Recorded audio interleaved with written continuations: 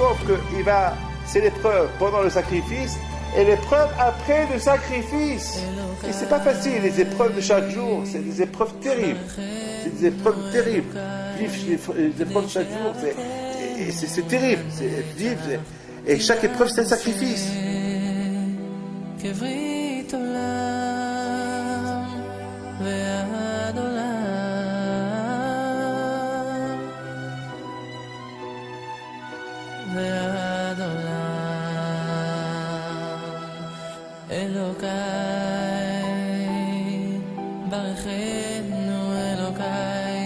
כדי שאהבתנו לנצח לא תרפה שזה לעזור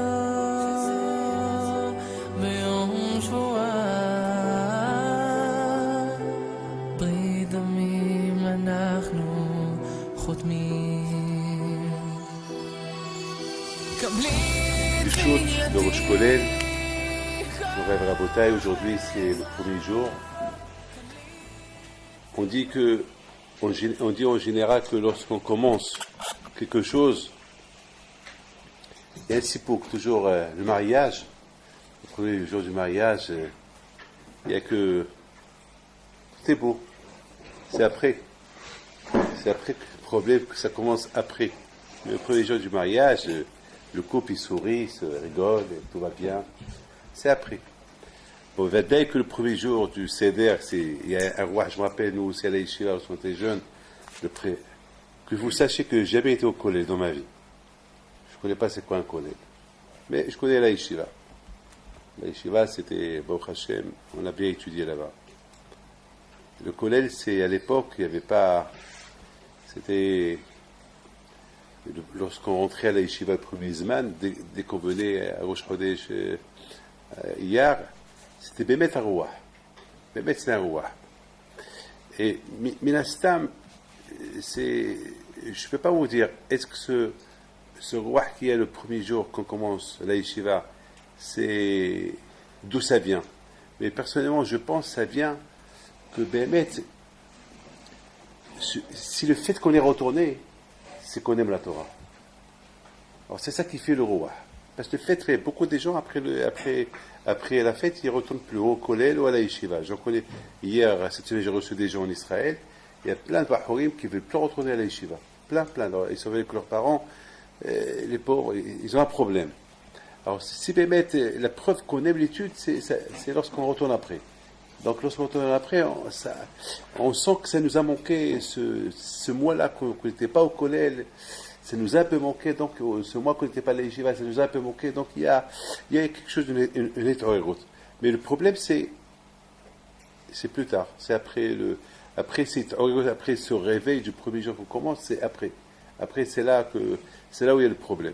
Dans la paracha d'aujourd'hui, ici de Emor, ce cours de Torah, je lui dédie à une shmat, un couple qui sont morts à Shanghai, Mesoud Asher Vizman et sa femme Michal Zechronam Lebracha, qui sont morts au Maroc la semaine dernière. Il y a Rav Toledano qui était avec moi à l'enterrement avant-hier à Yerushalayim. Vous avez vu comment c'était émouvant.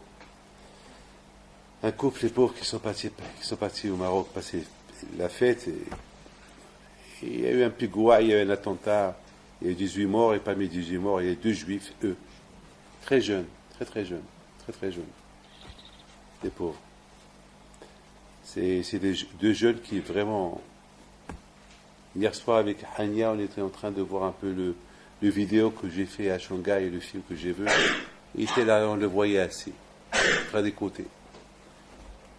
Voilà. Vous savez, on ne peut pas savoir ce qui peut nous arriver. On est là et on ne peut pas savoir. Voilà, ils sont là. Je suis parti leur placer le mezouza, que vous sachiez. Et c'était sur mon chemin pour venir en France. Et il a dit à mon barlapaï Dovkoskas, est-ce que tu veux me faire un kiff? Comme ça il parle. Il est âgé d'aujourd'hui. Il dit quoi? Je veux que Rabbi David vienne placer le mezouza. Et c'est pas possible, il voyage. Je t'en prie. Et ce qui est impressionnant, c'est que je suis parti lui placer le mezouza, mais je ne suis pas rentré à la maison. c'était prévu que je place des mezuzot, et j'ai pris une qui était lourde, le scotch était fin, je dis mais elle va tomber. Il m'a dit elle va pas tomber, pour aujourd'hui elle va pas tomber. Si demain elle tombe, je vais pour le moins placer la moi. Et après, on devait rentrer pour placer les autres. Je sais pas ce qui est arrivé, je lui dis c'est pas la peine, allez, je dois partir. Ça veut dire que, on dirait, un signe en général, on va placer les mezuzot, on ne pareil qu'à la porte, il n'y a pas que la porte, il y a une dizaine de mezuzot. Non, j'ai placé une, et c'est comme on dirait, mais la Shamaim, ils ont voulu dire, ça y est, cette maison-là, c'est même pas la peine de rentrer pour la voir, parce que tu ne vas jamais la voir. Effectivement, cette semaine, ils vont la vider. La famille, ils vont partir pour la vider. Ils l'ont habité 1 mois, pas plus. Donc, à Botaï, c'est ça. C'est ça. Alors, il y a un passage qui dit comme ça. דבר בני ישראל לאמור, בחודש השביעי באחד לחודש יהיה לכם שבתון זיכרון תרועה מקרא קודש. Ce passage qui parle de Rosh Hashanah. Ce passage qui parle qu'à Rosh Hashanah, on doit être tokéa. Regardez Rashi sur place. Rashi dit זיכרון תרועה זיכרון פסוקי זיכרונות פסוקי שופרות לזכור לכם עקדת יצחק שכב תחתיו האל. Voilà. C'est pourquoi on fait le shofar à Rosh Hashanah, pour se rappeler le sacrifice de Yitzhak Abinu. Le sacrifice de Yitzhak Abinu. C'est-à-dire que Yitzhak Abinu alav shalom, il est parti pour sacrifier Yitzhak, Abraham est parti pour sacrifier Yitzhak, et Akadosh Baruch Hu lui a dit arrête, et Yitzhak il a sacrifié, et Abraham il a sacrifié un bélier à la place de Yitzhak. C'est-à-dire qu'à Rosh Hashanah, Akadosh Baruch Hu il se rappelle le ma'aseh de Abraham Abinu. L'acte de Abraham, que Abraham, il a écouté Hachem à un moment que tout le monde se moquait de Abraham. Le Midrash il dit que Abraham, il a fait une guerre contre tout le monde à son époque, parce qu'à son époque, les gens sacrifiaient leurs enfants. Et Abraham leur a dit, c'est péché, vous êtes fous. Et là, Abraham, il a un problème. Lequel? C'est que Hachem lui dit, prends ton fils, tu vas le sacrifier. Abraham, il aurait pu dire à Hachem, comment tu lui dis sacrifier mon fils? Alors que moi, jusqu'à maintenant, j'ai fait la guerre contre tous ceux qui sacrifient leurs enfants. Qu'est-ce qu'ils vont dire les gens? Qu'est-ce qu'ils vont dire les gens? Abraham, il n'a pas posé de question. Il est parti pour faire ce que Hachem il a voulu lui faire. Il a voulu qu'il fasse. Et à la dernière seconde, quand je lui dis Abraham, Atzor, arrête. Ne tue pas ton fils. Ça y est, arrête. Merci. Simplement, je t'ai testé. Alors là, Abraham Abinu alav shalom, il regarde à gauche et à droite, il trouve un bélier qui était un peu bloqué avec ses cornes quelque part là-bas, et vite il dégage, et tout de suite il défait tout le svar qu'il y avait là-bas, ce qui gênait le bélier, il prend le bélier, il a sacrifié à la place. Et Akadosh Baruch Hu a considéré ce sacrifice du bélier comme si son fils a été sacrifié.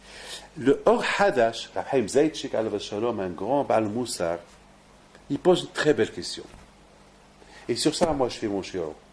Une super question. Il dit, je ne comprends pas. Tout le inyan de Abraham Abinu, c'est de sacrifier son fils. Akadosh Baruch Hu lui a pas dit de sacrifier un bélier. Akadosh Baruch Hu lui a dit, sacrifie ton fils. C'est tout. Au moment qu'Akadosh Baruch Hu, il a vu qu'Abraham, il a vraiment voulu sacrifier son fils sans se poser de questions, et Hachem lui a dit, arrête. Donc Abraham, il a fait l'unisayon, l'épreuve qu'Abraham a été éprouvé, il a bien passé ou pas? Donc, ce bélier qu'il voit là-bas, pourquoi il fait un effort? Mador aussi, pourquoi il fait un effort de sacrifier ce bélier à la place de son fils? Quand je vois qu'il n'a pas demandé. Quand je vois qu'il a dit, sacrifie ton fils. C'est tout. C'est tout. Son fils n'a pas été sacrifié. Abraham, il a fait son travail. Son boulot, il a terminé. Mais tu peux rentrer chez lui tranquillement. Pourquoi Abraham Abinu alav shalom, il a voulu prendre, il fait des efforts pour défaire le bélier qui était attaché là-bas par ses cornes, avec du bois qu'il y avait là-bas. Pourquoi tout ça? Pourquoi Abraham il a fait cet effort-là? Hachem ne lui a pas demandé. Il aurait pu pas le faire. Ça, c'est une belle question qu'il pose. Il donne une réponse. Il faut savoir une chose. Lorsqu'on était dans cet enterrement, avant-hier, tout le monde a parlé de Abraham Avinu. Tout le monde. Abraham, il a sacrifié son fils, tout le monde a parlé d'Abraham Avinu. Et tout le monde, ils ont voulu dire qu'Abraham Avinu, alav shalom, même qu'il est parti, même qu'Abraham est parti pour sacrifier son fils, le Isaïon, c'était l'épreuve d'Abraham. Alors, je crois que c'est Rabbi Vergel, le Abédien de Yerushalayim, qui a posé une question. Il dit, pourquoi c'est pas une preuve pour Yitzhak? Pour Yitzhak, pourquoi personne ne parle d'Yitzhak? Personne ne dit Yitzhak Avinu. Moi aussi, j'ai posé cette question et j'ai donné une autre réponse. Mais tout le monde parle que l'épreuve d'Abraham. Et Yitzhak, il n'y a pas d'épreuve. Yitzhak, il avait 34 ans. Ce n'est pas une épreuve pour Yitzhak. L'épreuve, c'est pour Abraham. Il a donné une super réponse. Il a dit que pour Yitzhak, ce n'est pas une épreuve. Pourquoi? Parce qu'Yitzhak, une fois qu'il a été sacrifié, il est mort. Mais Abraham, qui va vivre longtemps, pour lui, ça va être un grand sacrifice. C'est une épreuve. Parce que l'épreuve d'Abraham, ce n'est pas que l'épreuve de maintenant, c'est l'épreuve qui va rester plus tard. Yitzhak, son épreuve, c'est à la makom. C'est quoi son épreuve? Son épreuve, c'est, voilà, l'épreuve, c'est maintenant. Maintenant, son père va le sacrifier. Mais une fois qu'il a été sacrifié, l'épreuve, elle s'arrête. Mais l'épreuve, c'est Abraham, le pauvre, c'est l'épreuve pendant le sacrifice, et l'épreuve après le sacrifice. Une fois qu'il va retourner tout seul, le pauvre, sans Yitzhak, il va vivre toute une vie sans son fils. Et il va vivre avec cette épreuve tout le temps. C'est une épreuve de tout le temps. Il y a des épreuves d'une minute, il y a des épreuves qu'on vit tout le temps. Moi j'ai toujours dit, ces derniers temps, vous et ceux qui sont comme vous, Bnei Torah et les Bahorim, qu'on vit dans des épreuves tout le temps. Quelqu'un qui a envie de voir l'internet, il voit quelque chose de ça, il le voit. Mais nous, on vit dans l'épreuve, on ne peut pas voir. On est dans un avion et il y a quelque chose qui se passe, on ne voit pas, il y a une femme qui passe, on ne voit pas. C'est des épreuves de chaque jour. C'est pas un tzaddik, il y a une femme mal habillée qui rentre chez lui, il va commencer à crier. Et après, une fois qu'il crie, elle sort, et l'épreuve elle est terminée. Mais nous, qu'on habite dehors, et qu'on doit prendre des métros, et qu'on doit prendre aller à l'aéroport, et c'est pas facile, les épreuves de chaque jour, c'est des épreuves terribles. C'est des épreuves terribles. Vivre les épreuves de chaque jour, c'est terrible. Et chaque épreuve, c'est un sacrifice. Alors, vous écoutez très bien ce que je vais vous dire.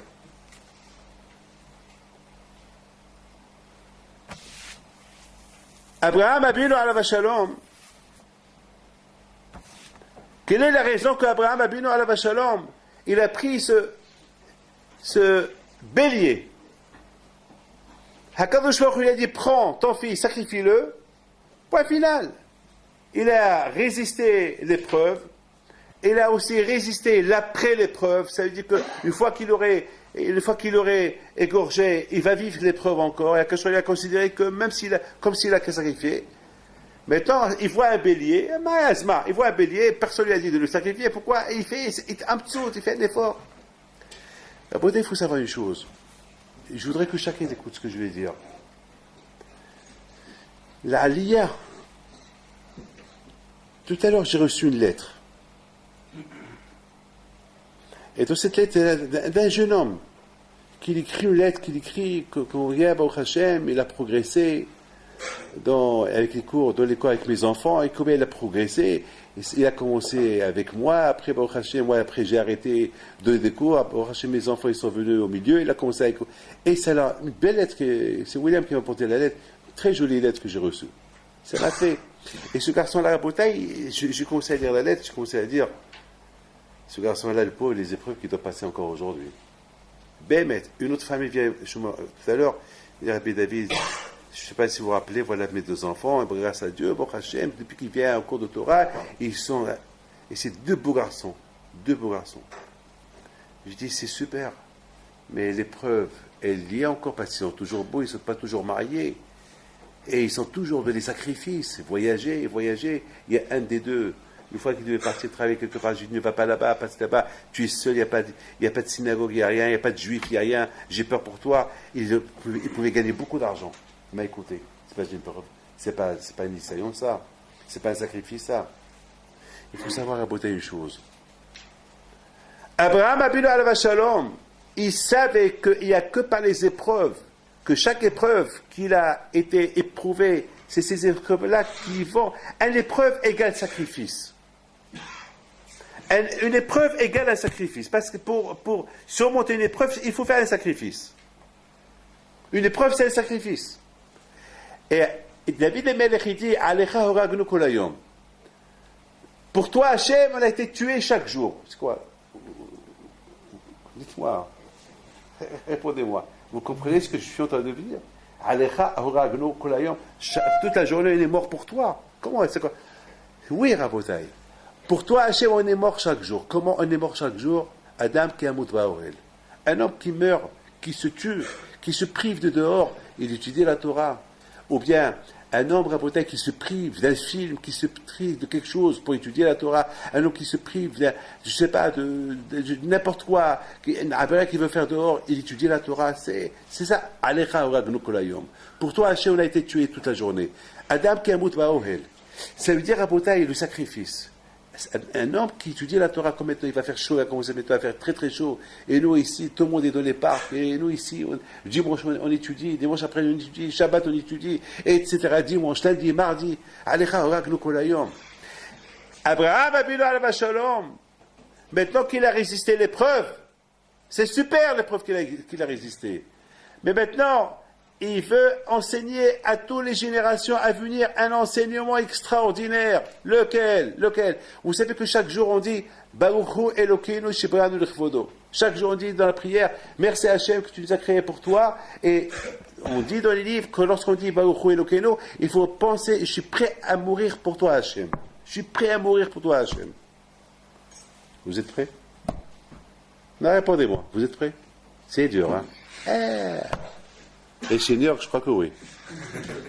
Hein, vous êtes prêts à mourir pour Hachem? Si tu dis là, meurs pour Hachem. Alors on est des menteurs. On dit le Shema Israël, je suis prêt à mourir pour Kiddush Hachem. C'est dur. Vous savez que Rabbi Hamid Sanz, il vient dans le rêve un de sa famille, qu'il était dans la Shoah. Je l'ai écouté la semaine dernière. Il vient dans le rêve chez un de sa famille, il lui dit, écoute-moi, toute ta famille va mourir. Toi aussi tu vas mourir. Mais maintenant, si tu ne veux pas mourir, je peux que tu ne meurs pas. Je peux te sauver. Parce que je vois que tu pries beaucoup pour être sauvé. Alors je peux t'aider. Mais sache une chose, que celui qui meurt pour Kiddush Hachem, celui qui meurt pour Kiddush Hachem, c'est l'équivalent de 1000 ans de Torah. C'est-à-dire que quelqu'un qui meurt pour... C'est comme si pendant 1000 ans il a étudié la Torah et il est devant Akadosh Baruch Hu. Et celui, qu'est-ce que tu préfères? Mourir pour Kiddush Hashem et tu vas être à côté de Akadosh Baruch Hu, ou tu vas vivre, tu vas être sauvé, mais après si tu mérites Gan Eden, tu seras, même si tu es Gadolador, tu vas être très loin de réfléchir. Qu'est-ce que tu veux? Il lui dit, je préfère vivre. Elle dit, demain tu vas vivre. Effectivement, le lendemain, elle a été sauvée. Ça veut dire mourir pour Kiddush Hashem. C'est dur. D'ailleurs, même Rabbi Akiva, il avait un problème. Rabbi Akiva, pendant qu'ils étaient en train de brosser son corps, il était heureux, il était content. Et il faisait Shema Israël, Hashem. Et on dit, Rabbi, non, Atkan, comment tu faisais Shema Israël comme ça? Il a dit, ben justement, toute ma vie, j'y disais que je suis prêt à mourir pour Kiddush Hashem, je suis prêt à donner ma vie pour Hashem. Et maintenant que cette mitzvah elle est venue entre mes mains, je vais la rater. Je ne peux pas la rater. Je suis heureux, je suis content. Ça veut dire que maintenant, il y a Be'akiva Be'emet. Entre nous. C'est dur. Et si je commence à poser la question à quelqu'un, c'est rare que quelqu'un va me dire oui, je suis prêt à mourir pour Akadosh Baruch Hu. C'est dur. Mais il y a une autre façon pour mourir pour Kiddush Hashem sans mourir. Et ça s'appelle sacrifice. Ça s'appelle Korban. Lequel? Adam qui amut Vaorel. Adam qui amut Vaorel. Quelqu'un qui se tue dans l'étude de la Torah. C'est quelqu'un qui se prive. Quelqu'un qui se prive de ce olam. Il se consacre à l'étude de la Torah. Ça s'appelle Adam qui amut Vaorel. Ça s'appelle Kiddush Hashem. Ça s'appelle Kiddush Hashem. Ça s'appelle Kiddush Hashem. Ces jeunes-là, Rabotai, j'en connais plein de jeunes, que les Elara, ils sont beaux, ils ont tout pour gagner, ils ont tout pour avoir ce Olamazé, pour vivre dans ce monde-là. Ils se privent, ils vivent dans le judaïsme, dans la Gdusha. Ça s'appelle Alecha Hawagnu Kolayom. Ça s'appelle pour toi Hashem, on est en train de sacrifier pour toi Hashem. Ça s'appelle Kiddush Hashem. C'est quoi Kiddush Hashem? Kiddush Hashem, Rabotai, c'est quelqu'un qui faisait Hilul Hashem, qui travaille Shabbat, et maintenant il fait Kiddush Hashem, il a fermé ce magasin Shabbat. Pourquoi tu le fais? Tu perds de l'argent. Je m'en fous. J'ai assez perdu des mitzvot que j'ai dans ma vie. Maintenant, je peux travailler Shabbat. Ça s'appelle Kiddush Hashem. C'est quoi le tikkun? C'est quoi la réparation que quelqu'un fait Hilul Hashem? Kiddush Hashem. Il y a une femme qui m'a dit aujourd'hui, Rabbi David, j'ai avorté, j'ai enlevé un bébé, je m'en veux. Qu'est-ce que je dois faire? Je lui dis, il y a une chose. Respecte bien Ida. Et si tu connais quelqu'un, une copine à toi, qui veut avorter, fais tout pour qu'elle n'avorte pas. Tu fais le contraire. C'est ça ta réparation. C'est ça ta réparation. C'est écrit, Vishinatam lebanecha vidibatabam. Pourquoi Yitzhak Abinu alav shalom, il se donne pour Hachem, pour être sacrifié pour Hachem, c'est parce qu'il a étudié avec son père. Vishinatam lebanecha, son père, il lui a inculqué la Torah dans son corps. C'est pour ça maintenant, Yitzhak, il est prêt à se donner pour Akadosh Baruch Hu. C'est pas comme un papa qui dit à son fils, fais, et lui il fait pas. Vidibatabam, tu veux que bébé ton fils, il soit ton image, que ton fils, il soit Be'ezat Hashem, ton image, et il va progresser dans la Torah. Il faut qu'il te voie, il faut que toi tu sois un exemple. Vidibatabam, Vishinatam. C'est pas enseigner à ton fils la Torah et toi tu ne le fais pas. Non. Si maintenant Yitzhak Abinu il a fait ce qui touche Hashem, se sacrifier pour Akadosh Baruch Hu, c'est parce qu'il voyait son père qu'il étudiait la Torah, Vidibatabam. Il a vu que son père Béhémet, il se sacrifiait tout le temps dans la Torah. C'est pour ça Yitzhak, c'était l'image de son père. Ayal, le bélier, c'est Gematria Bam, avec le collègue. C'est-à-dire que Yitzhak Abinu, Abraham Abinu, il voulait enseigner un enseignement à tout le monde. Lequel? Un homme qui veut vivre, il ne faut pas qu'il se croie pendant qu'il a une grande épreuve.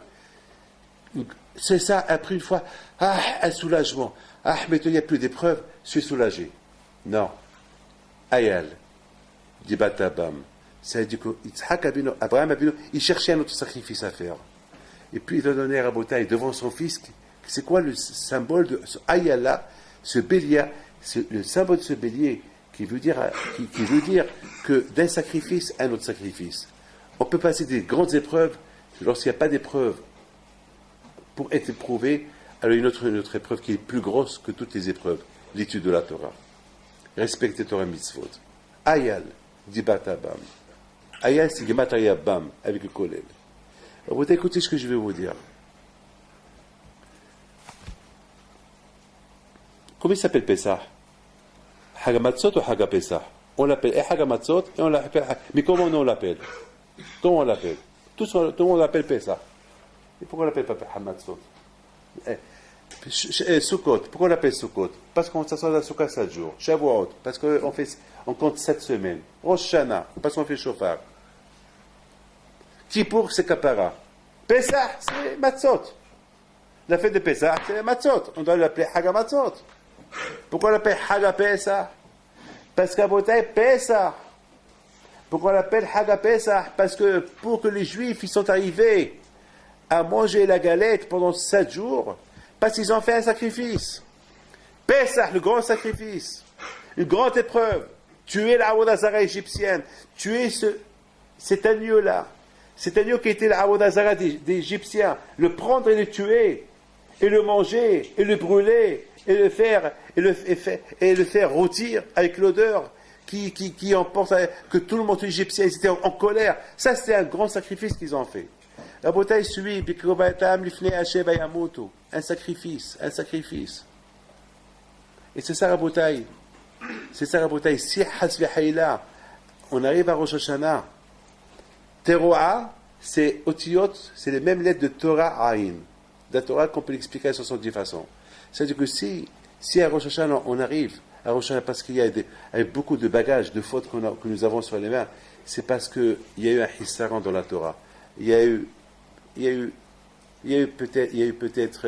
a pas eu de Hama, il n'y a pas eu, comment ça s'appelle, on ne s'est pas acharné sur la Torah, on n'a pas étudié, quand on dit à l'imout, les ma'asés, le limout, l'étude de la Torah, il t'apporte à faire le ma'asé. Il y a quelqu'un qui m'a dit, Rabbi David, beaucoup de fois j'ai étudié la Torah et je n'arrive pas à faire le ma'asé. Je ne dis pas que la Torah n'est pas les Shem Shamaim. Parce que lorsqu'il y a la Torah, elle est les Shem Shamaim, c'est pas possible qu'il n'y ait pas le ma'asé après. Donc s'il y a l'étude de la Torah, les Shem Shamaim, Amalash Torah, Torah, Aïn, Torah, Amal. Aïn, c'est du verbe Am. Aïn, c'est la lettre Amal. Ça veut dire que lorsqu'il n'y a pas le Amal de la Torah, alors automatiquement on va faire des Averot. La beauté, écoutez très bien. Emor vers Martha, Dirogi. Il faut tout le monde, vous devez savoir que si on veut, arriver à se sacrifier, à sacrifier notre temps pour Akadosh Baruch Hu, dans l'étude de la Torah, il faut qu'il y ait Emor vers Martha. Il faut répéter et répéter. Emor vers Martha, Emor vers Martha, dit et redit, et redit, et redit, et redit, et redit. Et c'est ça, Rabotai, ce passouk-là. Mettons qu'on comprend très bien ce boraché là. Ça veut dire que il y a Abraham Abinu alav shalom à Rosh Hashanah, Kadosh Baruch Hu, il nous rappelle l'effort qu'il a fait Abraham Abinu en prenant le Hayal. Alors on a posé une question. Pourquoi cet effort? Qui lui a demandé? Abraham Abinu veut simplement nous enseigner un enseignement extraordinaire. Lequel? C'est que Abraham Abinu veut nous enseigner que ce sacrifice que je viens de faire maintenant, il faut, c'est pas mettons, j'ai terminé mon épreuve, le sacrifice que j'ai pas fait, c'est fini, je vais sortir maintenant, je vais aller m'allonger, je vais prendre un cigare, je vais prendre des vacances. Non! Tout de suite, il a cherché à faire quelque chose. Encore un autre sacrifice. Lequel? Quoi? Il ne peut pas tuer son fils. Alors il trouvait un ayal. Ce ayal-là qui symbolise Bam, qui symbolise la Torah, le meilleur, plus beau sacrifice, qui s'appelle Kiddush Hashem, sanctifier le nom d'Hashem, c'est l'étude de la Torah. C'est l'étude de la Torah. Vous savez, Rabotai, on est venu ici, d'Israël.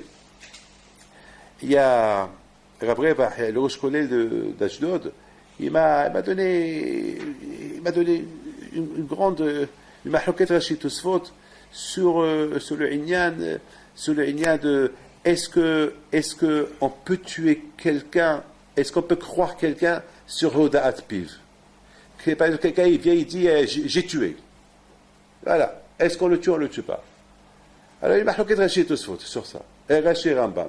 Rashi dit oui, on peut le croire sur Hoda'at Piv. Et Rambam il dit non, on ne le croit pas parce qu'il se peut qu'il veut se suicider. Je ne vais pas rentrer dans la... Et bien, après, c'était Msoubar. Et pendant 3 heures, j'ai essayé de faire qu'il n'y a pas de mahloket entre le Rambam et le Rashi. J'ai réussi à la fin. Enfin, j'étais un peu contre... c'est pas contre Hassu Shalom, pas contre, vous savez, la Torah, c'est Shivrim Panim la Torah, c'est mais le Hamad, la Torah, pourquoi il faut toujours éviter qu'il y ait une discussion. Si on peut trouver que tous les rabbanim, ils ont compris la même façon de la Torah, et que lui, il parle de cette façon, l'autre, il parle de cette façon, comme ça, on peut raccorder les... Mais vous ne pouvez pas imaginer, Rabotai, combien la Torah, elle est belle. Aussi, le Hamad, la Torah, après, on se sent super, on se sent bien. Maintenant, Rabotai, pour finir, mettons, on a bien compris cette paracha qui est extraordinaire. Quand Akadosh Baruch Hu, il se souvient à Rosh Hashanah, il se souvient l'effort qu'Abraham il a fait. Mais d'un côté, il y a une ta'ana contre nous. Parce que d'un côté, Hachem, il se rappelle de l'effort qu'Abraham Abinu il a fait en surmontant l'épreuve qu'il a voulu tuer son fils, et au moment qu'on lui a dit de ne pas tuer son fils, il voulait encore faire quelque chose d'autre, il voulait faire encore un ma'asé, et c'est quoi le ma'asé pour que ça reste en souvenir pour tout le monde? Ce hayal, ce bélier qu'il a trouvé, qu'il a fait un effort, c'est pas le bélier, l'effort c'est pas le bélier, mais l'effort c'est ce qui symbolique le bélier. Bam, hayal c'est qui est égal à bam, l'étude de la Torah. Ça veut dire que lorsqu'il s'agit de l'étude de la Torah, Basbar, il y a le Satan qui veut t'apporter. Tout de suite, les téléphones, ils marchent. Tout de suite, il y a quelque chose à faire. Ben, beaucoup des fois, maintenant, avant que je suis venu ici, vous, au moment que je venais venir chez eux, c'est là que 3-4 choses qui sont venues. Et ce qu'elle a fait, j'ai dit, écoute, si je continue, et c'est des bêtises. Berkelad, c'est des bêtises. C'est pas avec des choses dures, même maintenant, un téléphone. Et c'est comme ça. C'est toujours, lorsqu'il s'agit de la Torah, il y a toujours le Satan qui veut empêcher il veut faire un empêchement, il faut être mitgaber. Et c'est ça, Rabotai. Hachem, il se souvient le geste qu'il a fait à Abraham à Rosh Hashanah. Pourquoi à Rosh Hashanah? Parce qu'à Rosh Hashanah, c'est Yom Hadin. C'est le jour du jugement. Qui ne va pas avoir peur du jugement? Maintenant, on vient, on fait Heshwan Nefesh. Pourquoi il y a un jugement? Parce qu'on a fait la Averot. Pourquoi ces Averot sont venus? Eh bien, ces Averot sont venus parce que, c'est pas, parce que lorsque on se délâche de la Torah, automatiquement on fait des Averot. C'est mamash, c'est comme ça. C'est comme ça. Abotai, je termine avec une phrase que vous allez tous comprendre. Eh bien, Akiva Alav Shalom, il a enterré chaque jour 600 Bahurim. Pendant un laps de temps, il a perdu 24 000 Talmidim. 22 000 Zugot. Vous imaginez la bouteille. C'est de la folie. Pendant chaque jour, 600 Lévayot. Si on fait un calcul, c'est à peu près 600 Lévayot. Ça veut dire que Rabbi Akiva, il faisait un Dvar Torah. Il faisait et je sais pas, c'est-à-dire que toute la journée, ils étaient en train d'enterrer. La Shem Ishmael. Toute la journée, ils enterrent. Et bien sûr que Rabbi Akiva, il fait des spédim.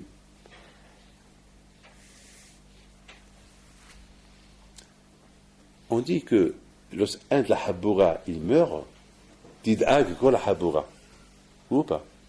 Shem Ishmael. Lorsqu'un de la Haboura, il meurt, et là il y a une Haboura de 24 000 élèves. Là il voit les premiers 600 qui sont morts. La Malodago. Comment ça se fait que personne s'est soucié? À Ashdod, on a quelques personnes pendant ces 20 ans-là qui sont morts dans la Kiyela. Ils ont fait des Taoréo, tout le monde a eu peur.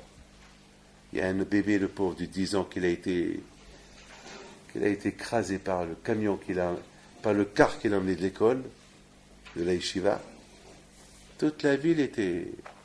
Il y a un garçon la semaine dernière, à Ezozaïn, il venait de Arbit. Il a été écrasé, le pauvre, par un bus. Toute la shrona, tout le monde, ça crie. Ce qui s'est passé au Maroc avec ce couple-là, toute la communauté du Shanghai, ils ont peur. Parce que chaque jour, on m'appelle 2-3 fois par jour. Qu'est-ce qu'on doit faire? Est-ce qu'on fait? Chaque jour. Est-ce qu'on peut faire ça? On peut faire ça. Ils ont tous peur. Tous peur. Malheureusement. Alors comment? La yeshiva de Rabbi Akiva, qui contient 12 000 zugot, 12 000 habrutot, 24 000 élèves. La première levaya, 600. Le lendemain, encore 600. Et attends, ils n'ont pas peur? Vous savez que les Juifs qui étaient dans le désert, chaque jour à Tisha B'Av, la veille, chacun creusait un tombeau, et ils descendaient dans le tombeau. Ceux qui se réveillent, ils se réveillent. Ceux qui meurent, ils meurent. C'est-à-dire qu'ils savaient qu'il allait y avoir quelque chose. Eux, ils savaient. Mais là, toute la Haboura, il doit être doagim, ils doivent tous. À cette question-là que je viens vous poser, j'ai pas de réponse. Il y a le Rashba, il y a le Maharsha qui donne. Chacun il donne, mais vous savez, si on est médaillé, si on rentre dans le détail à chaque réponse, on ne comprend pas. Alors, regardez avec les élèves de Rabbi Akiva. Ceux qui sont restés vivants, parmi eux, c'est Rabbi Meir Balanes, Rabbi Shimon Bar Yochai, et 5 élèves. Vous imaginez qu'ils étaient ces 5 élèves-là? Vous ne pouvez pas imaginer. Et surtout maintenant, Rabbi Akiva, il a donné un enseignement à ses enfants, à ses élèves. Que la Torah, aime ton prochain comme toi, zeklal gadol batorah. Alors, maintenant, Hachamim viennent nous disent, pourquoi ils sont morts? Parce que le Nahagou Kavod Zébézé. Bah! Comment? Le Nahagou. On parle des Tanaïm ici. Le Nahagou Kavod Zébézé. Ils n'ont pas respecté les uns les autres, c'est pas possible. Comment c'est? Ici, on parle des Tanaïm. Alors, il y a beaucoup de réponses, c'est ce qu'ils disent. Il y a beaucoup de réponses. Il y a plein de réponses. Chacun il essaie de donner une réponse. Et Rabotai, nous, dans le chemin qu'on est en train de parler, est mort vers Martha. C'est-à-dire, Rabotai, qu'il faut, lorsque quelqu'un il voit quelque chose, et moi, la Atzmecha, vers Martha, ça veut dire qu'il faut réfléchir, il faut qu'il y ait Hishwan Nefesh. Quoi, ici, il n'y a pas eu de Hishwan Nefesh. Il voit des morts et des morts et des morts. Quoi, le Nahagou Kavod Zébézé, comment on va dire que je t'avais dit, qui va le Nahagou Kavod Zébézé? C'est pas possible de dire une chose pareille. Rabotai, on est obligé de dire que Béhémet, ils se sont respectés. Chacun, il aime les autres. Mais j'avais pensé que l'un n'a pas besoin de l'autre. C'est-à-dire que c'est quoi Rabotai? Le Nahagou Kavod, c'est quoi le Nahagou Kavod Zébézé? Ça veut dire que l'homme Rabotai, il doit toujours, lorsqu'on est tous dans une yeshiva, on est tous là ensemble. Bémet, puisqu'on est une Haboura, puisqu'on est des Avrichim, puisqu'on est ici tous ensemble autour des Kotlé Beth Midrash, vous appartenez à cet endroit-là, pour le moment vous êtes là. Demain, si vous n'êtes pas aux ailleurs, vous appartenez ailleurs. Mais pour le moment, vous êtes là. Il faut savoir une chose. Il faut Bémet et Doeg et Had Lashini. Il faut être Doeg et Had Lashini. Il faut voir que c'est pas l'autre, il n'a pas besoin de moi, l'autre, il n'a pas besoin de moi. Lui, il a compris. Maintenant, lui, il a compris. Non. Le Nahagou Kavod Zébézé, ça veut dire que la tbi'a qu'ils avaient sur eux, Bashamaim, une grosse tbi'a, une grande tbi'a. La tbi'a, ça veut dire qu'il faut que chacun, c'est pas que ça soit étudié avec sa habouta, et c'est fini. Lui, il n'a pas besoin de moi. Lui, il a compris. Il n'a pas besoin que il n'a pas. Non. Je vais aller chez vous. Comment vous avez compris, c'est ça? Ah ben, quoi, tu n'as pas compris? Non, j'ai compris, mais comment tu l'as compris? Et on va. Mais moi, je ne suis pas d'accord avec toi. Et à la fin, ah ben, c'est super, Hazak. Et après, c'est comme ça. Aller chez l'autre. Et être. Il ne faut pas voir ça un perte de temps. Il ne faut pas voir. Et ça, Raboté, c'est un grand sacré. Regarde Rabbi Hiya. Gdouli ma'a Sihiya. Pourquoi Rabbi Hiya, il avait besoin d'aller faire la chasse et faire la chasse, après égorger et vendre la viande et prendre la peau et faire travailler la peau pour faire des parchemins et écrire tout Bereshit et Shemot et Vaikra et Bamidbar et enseigner ça aux autres? Pourquoi il n'a pas acheté un livre? Qui achète des livres? Non, il a voulu faire un sacrifice.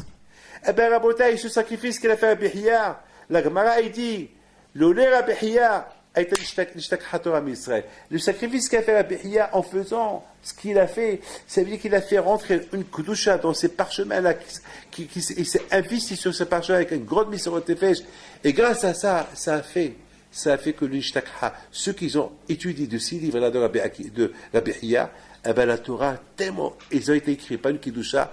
Il n'a pas vu le perdant, il n'a pas vu, alors que lui, il aurait pu aller étudier, c'était Rabbi Hiya. Chaque seconde, Rabbi Hiya, c'est une Torah, quoi, il va perdre son temps. Bereshit, bara, Elokim, et, répète encore, Bereshit, ve'ele. Pourquoi ce perdant? Pourquoi ce perdant? Eh bien, c'est grâce à ce sacrifice qu'a fait Rabbi Hiya, c'est ça qui a fait que chez nous, Ishtakha Torah Israël. Rabotai, je termine avec une phrase que Be'ezat Hashem, vous avez quelques mois d'études, Be'ezat Hashem, jusqu'à le mois de Be'ezat Hashem, jusqu'à le mois Be'ezat Hashem, le mois d'Av, et après Be'ezat Hashem, on va faire un bilan. Qu'est-ce qu'on a fait toute cette année, Be'ezat Hashem, avec Rav Toledano, et Be'ezat Hashem, que Hashem vous aide à continuer le prochain Zman, Be'ezat Hashem, le Zman d'Elul, si Mashiach n'est pas encore venu, mais si Mashiach est venu, on va commencer notre Sugia. On va voir avec Atodano quelle Sugia va commencer lorsque Mashiach va venir. Peut-être que ce sera la Sugia je sais pas quelle Sugia il va avoir. Mais entre-temps, Rabotai, vous avez avec vous mon fils Rabbi Moshe, qu'aujourd'hui, moi, j'ai pas trop le temps de m'occuper de beaucoup de choses. Aujourd'hui, je préfère m'occuper de... C'est pas que je préfère. J'ai d'autres projets. Donc, je suis toujours avec vous, bien sûr. Mais lui, Hachem, il s'occupera. Vous avez un petit problème, vous allez chez lui. Lui, il est avec vous, sur place. Et sachez, Rabotai, que Hassu Shalom, on veut renvoyer personne. Il ne faut pas aussi me renvoyer. Alors, on va travailler tous ensemble. Tzafta. Sachez une chose, que je vous aime. Voilà. Et que Hassu Haïla, je veux qu'on travaille tous ensemble pour Akadosh Baruch Hu. J'ai jamais été dur avec vous, j'ai jamais été méchant avec vous. J'ai toujours été, je suis pas comme certains dirigeants de Kolélim. On a toujours essayé de payer toujours Bazman dans le temps. Et avec les deux Akadosh Baruch Hu, on n'a pas toujours été dur. Il y a une chose, Rabotai, que je ne veux pas, Hassu Shalom, vous enlever.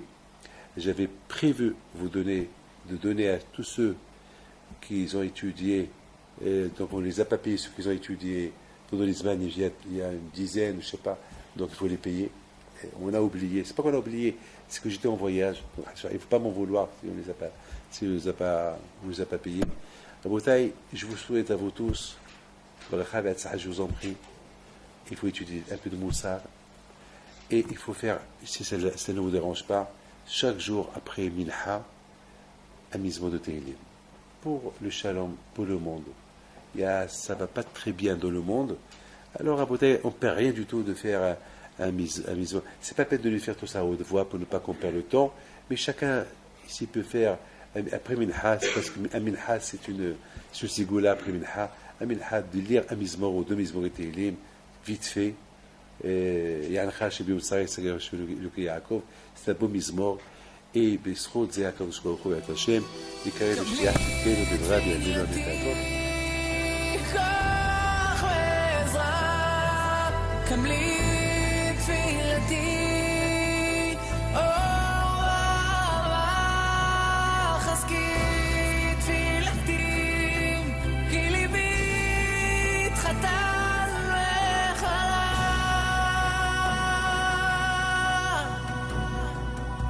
שערי חופה